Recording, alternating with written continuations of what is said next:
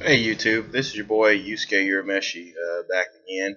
Wanted to discuss a topic that's really close to me right now because my son is getting older. He's 4.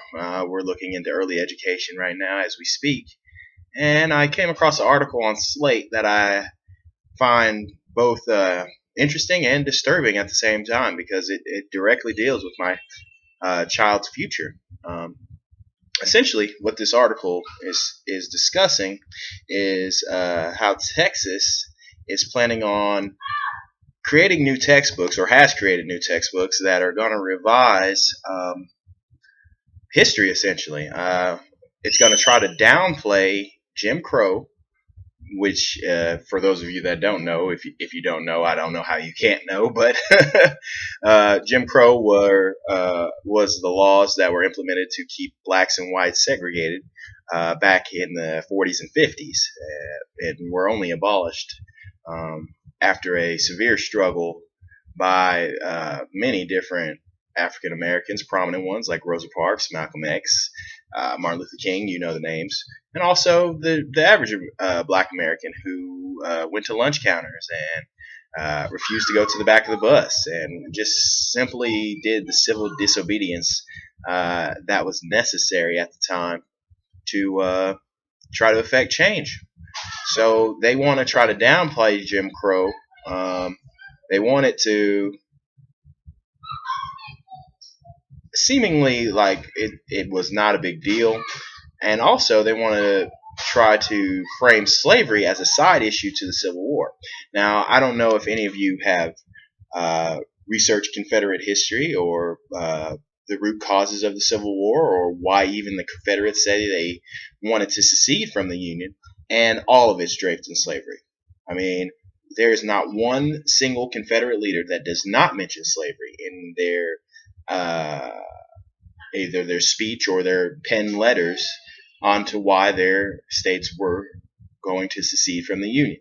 This was the central issue of the Civil War.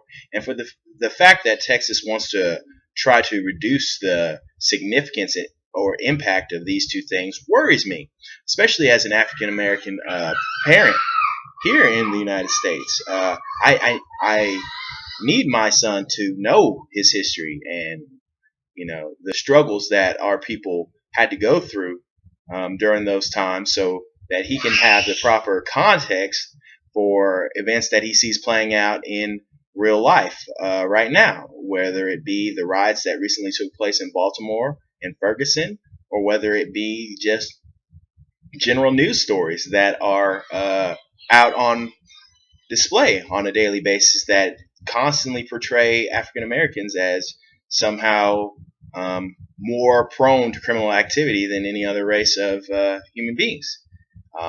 He needs to know where that comes from. He needs to understand uh, the root causes of that type of sentiment in this nation. And it all ties back to the fact that some people believe that black people are inferior to them in some form, fashion, or any other way. It just comes down to that. I don't know why these people continue to believe these things. I mean, it's 2015.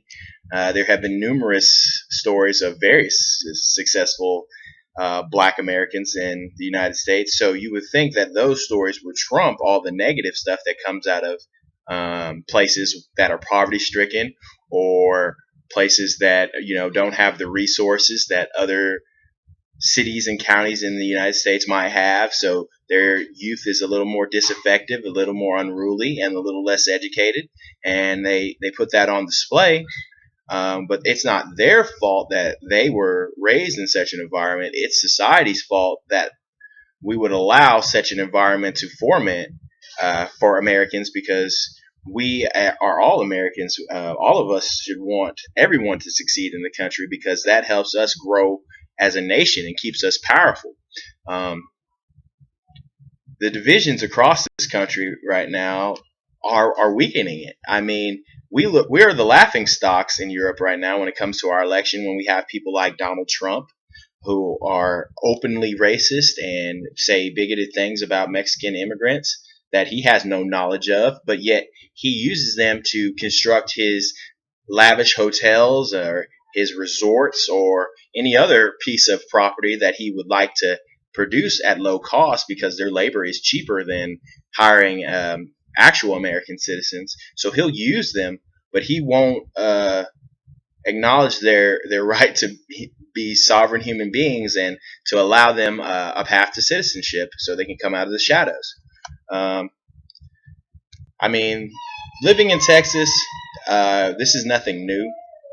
Also, being an atheist in Texas, I can tell you right now, uh, another primary concern for me is what type of science education my son will be receiving, because of the fact that people in this state are deeply religious and they feel like their religion should supersede any of the scientific evidence that we have uncovered as a species.